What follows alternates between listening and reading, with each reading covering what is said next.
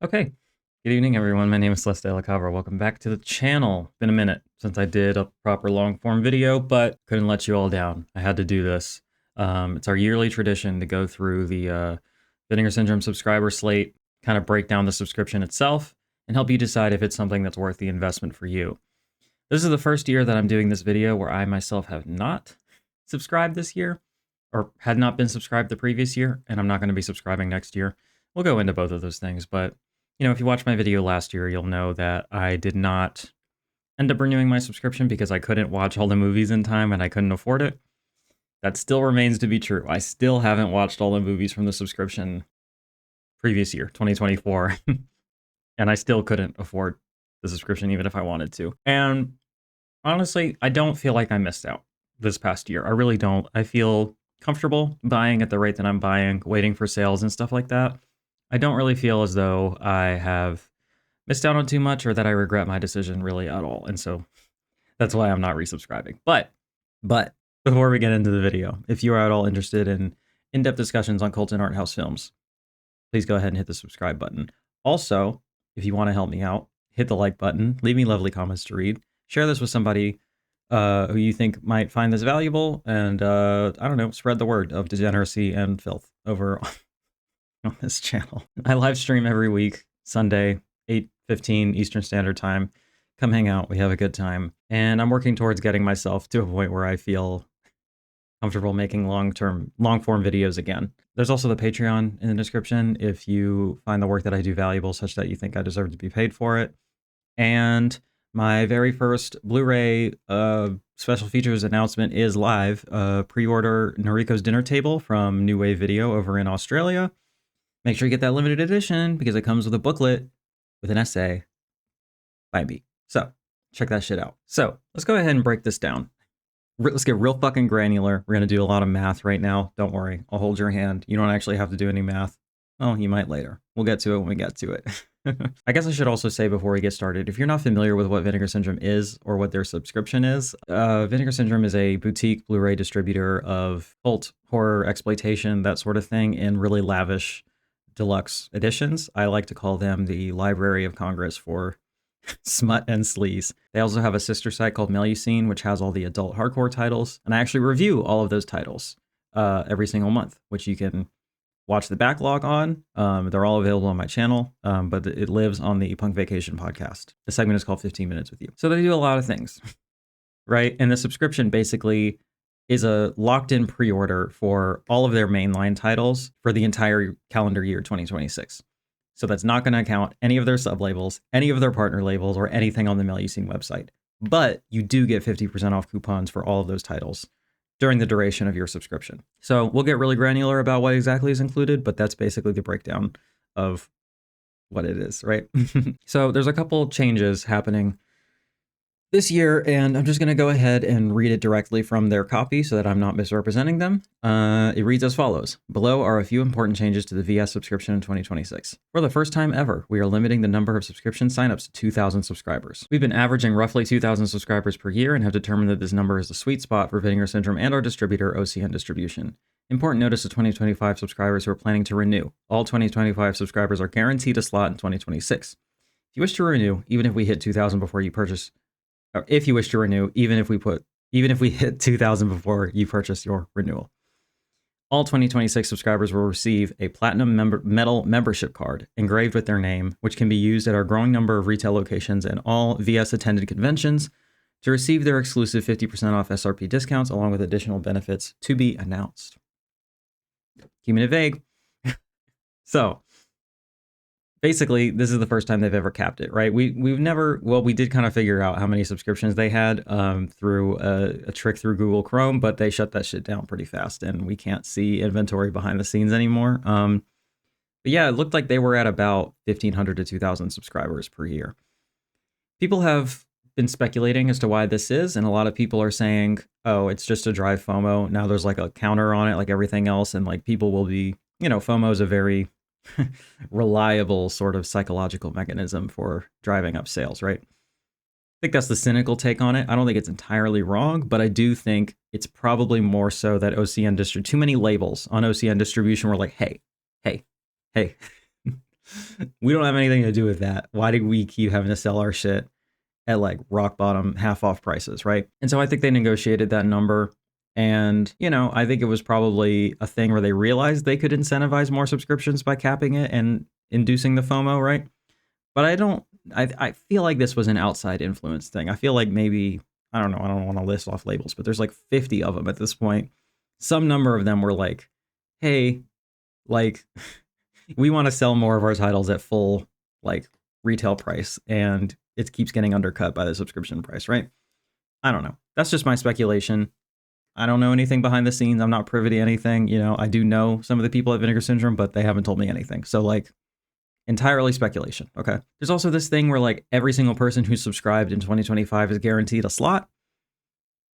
Don't quite understand how that works if, like, you're capping it at 2,000. So, presumably, there's 2,000.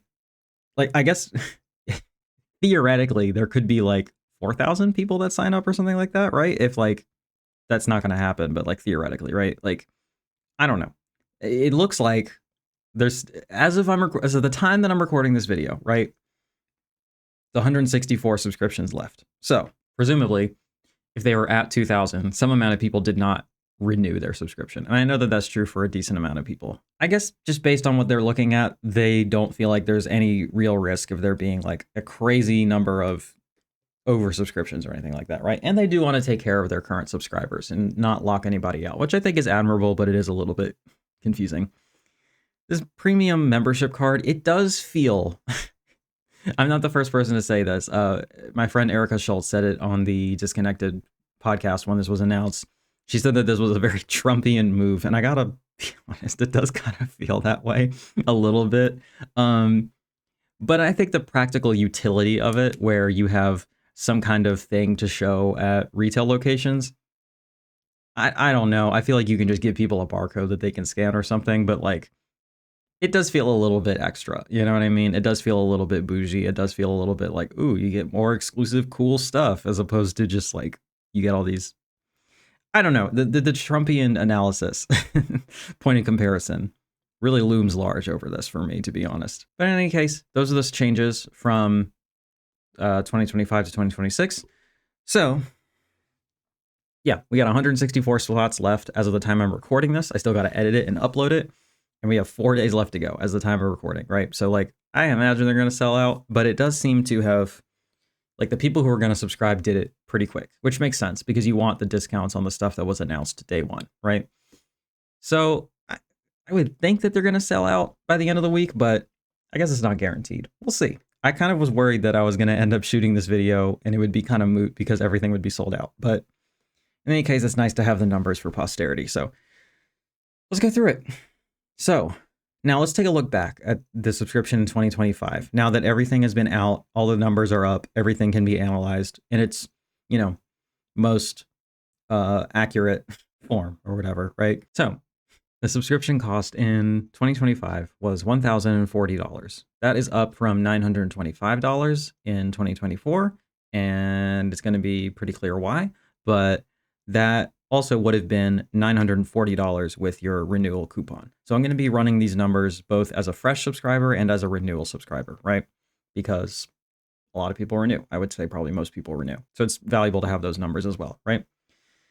Now, the reason that it costs so much more money, I think, aside from just general inflation, is because the number of 4Ks went from 15 in 2024 to 24 in 2025. They're going to go up again in 2026. So that right there is just going to be increasing your overhead costs, increasing your restoration costs, increasing your just raw material costs. Like 4K is just more expensive to produce. Like I think that that's pretty well established. I think it has gotten to a point where it is affordable for smaller labels at this point, but it is a significant increase in cost. And then you also have to, you know, reckon with the fact that inflation is a thing.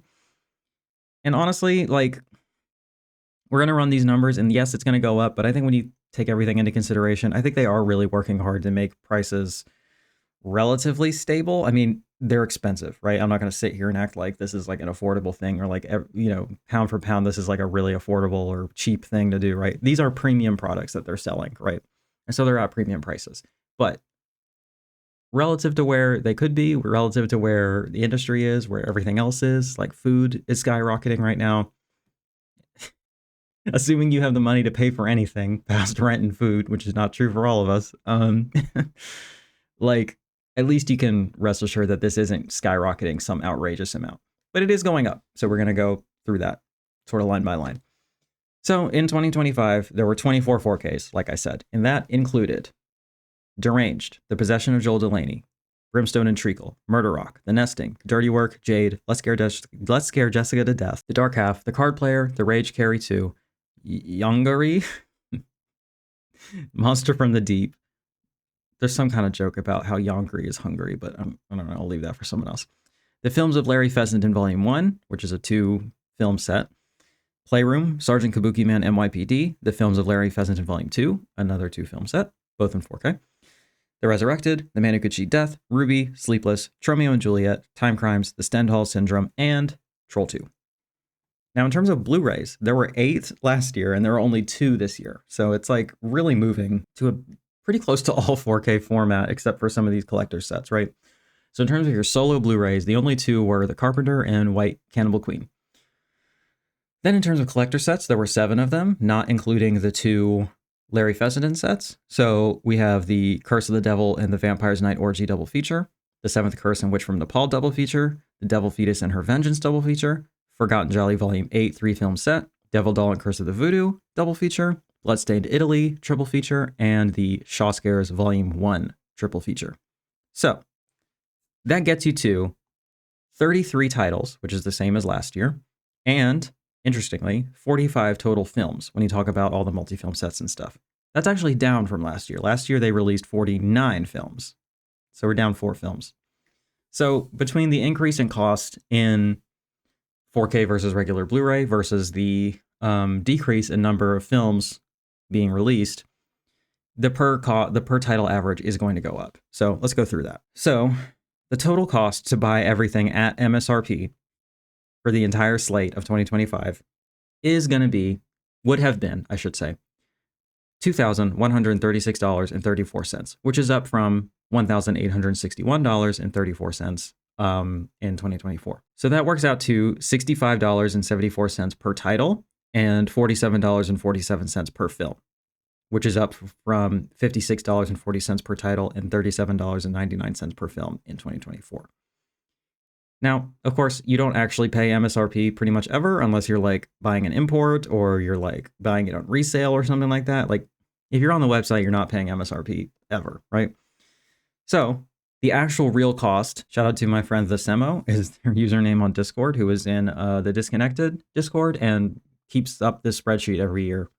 Helpful for me. So the cost to buy everything actually on the website is $1,456.67. which is up from $1,281.67 in 2024. Per title, that's going to run you $44.14 or $32.37 per film, which is up from $38.84 per title or $26.16 per film in 2024. Now, the last point of comparison, because the language on the subscription page this year says that you're getting everything at half off MSRP by locking in this pre-order.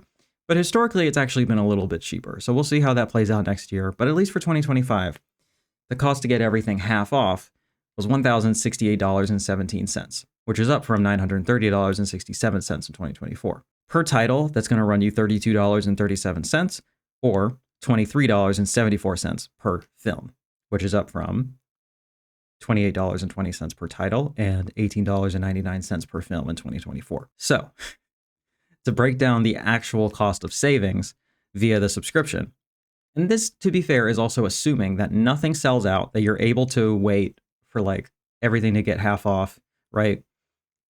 That's not guaranteed. It doesn't happen historically for every single title. It's getting more and more rare that something sells out within the life of its like sort of 6-month initial full price window. But so you're kind of locking in that price as a guarantee ahead of time by pre-ordering it. So there's already that advantage built in as well. But assuming that you could get the limited edition of everything half off, let's talk about like the actual savings per title. So the cost per title via the subscription in 2025 was $31.52, which is up from $28.03 in 2024. However, if you utilize that discount, it is $28.48 per title. So When we subtract that from the actual cost of the titles on the website, you're saving an average of $12.62 per title just with the full price subscription, or $15.66 per title with the renewal discount. From sale cost, right, which again assumes that you even could get every single one of these at half off, which is, virtually impossible, but let's just assume that you could.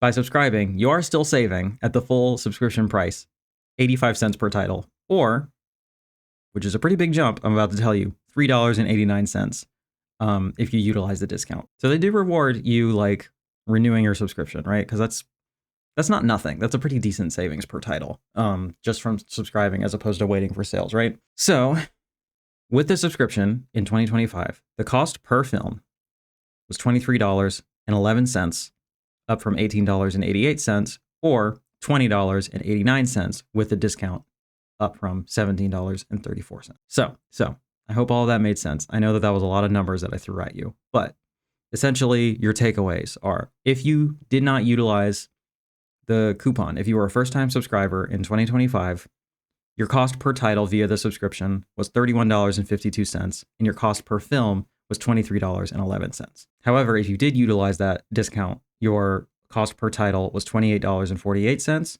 or $17.34 per film with a discount, right? Feel free to double check my math. Been doing this a few years now, but it does kind of get confusing. I hope I didn't fuck anything up. Now, this next part, I'm going to have to do a little bit differently this year. So historically in the past few years, what I would do is I would take all of the, the next part, the next biggest, probably the biggest, actually, if you think about it, the biggest benefit to being a subscriber is that you get 50% off all the sub labels, all the partner labels, and all of the mail you've seen releases, right? The way that I like to think about it is, however many of those titles that you purchase throughout the year, you can subtract the amount of money that you saved because of your subscription from the subscription cost, right? Because you only got those savings because of the subscription, right? Now, of course, if we're being honest, being a subscriber incentivizes more purchasing. And as you'll see in a second, it is a big difference when how much at least I shop personally when I'm a subscriber versus when I'm not, at least the new releases, right? But let's just say that you were going to buy all these anyway, right? So that amount of money, I think you can go ahead and subtract from the total cost of your subscription, because it's kind of like a tax rebate sort of thing, right? It's sort of like deductions, you know what I'm saying? The interesting thing is, this year, I went back and looked, and I was like, okay, let's see how many titles I bought and how much I would have saved off of the subscription. Come to find out, I bought 0 titles, brand new. Everything I bought in 2025 was on sale. I waited for sales, and there are many of them, and they're pretty good sales, to be honest. Like, people want to complain about the Vinegar Syndrome sales, but like, there's very few labels that are stacking fucking discounts like this. Like, right now they've got Subscriber Week going where you can get slipcover titles for $13.13, or stuff is 70% off. Like, Criterion's not doing that. You know what I mean? Like, Severin does that sometimes, but like a lot of labels, they're not doing these steep discounts. Shout Factory, I mean, except for the recent sort of liquidation sale, they're not doing these crazy discounts most of the time. You know what I mean? It's like, they're decent sales, and I felt fine. I had more than enough to watch. I had more than enough coming through my door. Just waiting for sales. So I can't do it for me, I can't like tell you I give you a real world example. So instead, what I'm going to do is teach you the equation, teach a man to fish, right? I am channeling Jesus Christ for you all right now. Okay. I'm going to tell you how to figure out how much money you saved, and that you can subtract from your subscription cost, right? So there's not a flat rate of how much money you save per title. It's a little bit less when you're talking about the partner labels that are like $38 MSRP, and it's a little bit more if you're talking about the cinematograph titles, if you're talking about the VSUs, if you're talking about some of the chunkier 4K sets and stuff. On average, and I think the savings number has gone up because I used to use 8 as my calculating sort of variable. But I was just clicking around on the website and doing some math, and like, I think on average, again, this depends on how many partner labels you buy versus how many sub labels you buy. But on average, for every non-subscription title that you buy on the half off subscriber price, you save about $10 per title. So go through your order history, right? Count up the number of titles that you purchased brand new that were not included in your subscription, not any sale titles, right? Brand new titles, and multiply that number by 10. That's going to get you your number, your dollars saved in total, right? Then go ahead and subtract that number from 1,040 or 940, depending on if you use the renewal coupon, and then divide that number by 33 to get your new per title cost after all of your savings, right? For a lot of people who buy like 5, 6, 7 titles every month, or who buy one title every month, that savings is going to accrue pretty fucking fast, right? And like, at a certain level of purchasing, the subscription can, in theory, pay for itself, right? So the next thing we have to calculate is shipping. Again, I didn't place enough orders to like do my usual like 12, assuming one order per month. I didn't order every single month. I just ordered on sale months. But if you're the type of person who orders every single month, you can go ahead and pick 12. If you want to be more exact, you can go through your order history and count up the number of months that you placed an order in, right? Shipping on average is $6, and they do order stacking, so you're only going to be paying for it once a month. So go ahead and multiply that number by 6. Then subtract that number from your previous total, right? The number that you got after you subtracted the partner label savings, and then divide that number by 33 for your new title average. That's going to get you your most conservative estimate of cost for the subscription after title discounts and free shipping, right? So, for example, if you placed an order every single month in the year of 2025, that's going to be a $72 savings right off the bat for free shipping. So, finally, let's go ahead and take a look at what 2026 has in store. Once again, I think this is just the number they shoot for. 33 titles are planned. And as I always say, if they release less than that, you're going to get a coupon for the difference. And if they release more than that, then you get free shit. Hasn't happened yet, but it could happen, right? That is going to include, by my count, at least 24 UHDs, which is up from last year, and 5 multi-film sets, which is less than last year. But, the wording is a little bit vague. I suspect there will be more multi-film sets, but it might just be so 4K heavy that they can't afford to stack these with like a bunch of films. I don't know. We'll have to see. So the cost this year is $1,095, which is $55 more than last year, or $995 with the renewal coupon, or $1,065 with your first time Black Friday coupon.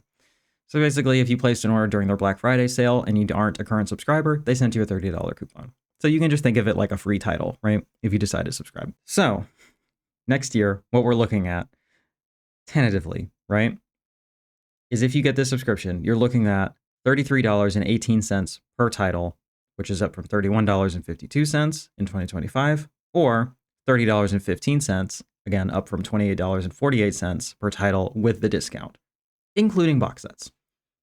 So, I don't know. This is really a personal thing, right? I'm sorry I threw a lot of numbers at you. I hope it was not too difficult to follow, right? I hope you were able to track along with me. I don't know. I really have to think about, there's people I watch on YouTube. They buy new shit every month and they're not subscribed. And I'm like, you're dropping like $40, $50, $60 a title, plus partner labels that you would be saving on, plus you're paying for shipping at the beginning of the month. Like, just do it. If you're that person, if you're the person who's placing, I think this is the rule of thumb. If you're placing orders for new titles every month, every other month, this is going to be worth it for you. Just do it. You're going to save money. You're going to make it easier on yourself. If you're not that person, if you're a person who waits for sales, if you're a person who doesn't need this stuff day one or even week one or month one, if you're a person who can wait 6 months, if you're a person who doesn't really care that much if a slipcover sells out, you don't need to do it. I mean, like, I didn't do it and I had more time to focus on other things. It's just, I mean, how much do you love this? How much money do you have? How much disposable income do you have? How much time are you willing to dedicate to Vinegar Syndrome specifically? Look, I'm going to keep it real. I'm going to keep it $150 with you all right now. Like, the sales are so frequent. I'm going to go through right now, okay, on their daily deals. Daily deals. Subscriber Week is their best sale of the year. They do it twice a year and it rules. They do cheap as shit prices. So just looking at the stuff that's on sale today for 60% off or more, I'm seeing 1, 2, 3. Okay, I'm only seeing 3 titles that came out last year, but yesterday I think there was even more. So like, some of this stuff is not even lasting a year before it's being marked down to lower than what subscribers paid for it, right? To some people that feels like a slap in the face. To me, it feels like, cool. If I really want something, I don't have to wait that long and it'll be a good price. But I get it. For a certain type of person, you want to be keeping up with what's new, with what's current. you want this stuff showing up on time because it's exciting and you're actually going to watch it. That's another thing. If you're not actually going to watch this stuff, if it's just going to sit on a shelf, you know, you do you. I'm not going to tell anybody how to live their life or spend their money, but might not be the best idea to sign up for 33 titles to come through the mail, you know. So that's it. This is a subscription breakdown. I'm going to keep coasting on sales. I'm going to keep reviewing everything on the Melusine side. I'll tell you what, if anybody from Vinegar Syndrome is watching this, and you probably are, if there's a way that you could make a Melusine subscription, it would make my life a lot easier. It would be very cool. It would be tight. In any case, that's it. I hope you found this valuable. I hope it wasn't too confusing. I hope it was easy to follow. That's sort of my philosophy on Vinegar Syndrome right now. That's sort of where I'm at personally. And I hope that this was able to give you some perspective. I hope that if you already subscribed, it made you feel better about subscribing. I hope that if you decided not to, I hope that validated that decision as well. I don't know. I just hope that, I think more information is always good, pretty much across the board, right? So I hope that this was able to help you in some way. That's it from me. Again, hit the subscribe button, hit the like button, leave me lovely comments to read, share this with a pal, Patreon, channel membership, my throne wish list, all that shit is in the description. My social medias, you can find me on Instagram, TikTok, and Letterboxd if you'd like to be a little bit more intimate. And until then, remember that Satan loves all of their children. I'd like to thank our newest patron, Lomax. I'd also like to thank our accomplices, The Boogeyman's Closet, Chris Haskell, Dana Jordan Rothschild, The Disconnected, Dr. Jeff Butcher, Dustin Putman, George Strang, Ingrid Francesca, Nosferatu 1334, Possess Washing Machine, S. Butler, and Stephen Perkins. If you'd like to be counted amongst their ranks, the link is in the description.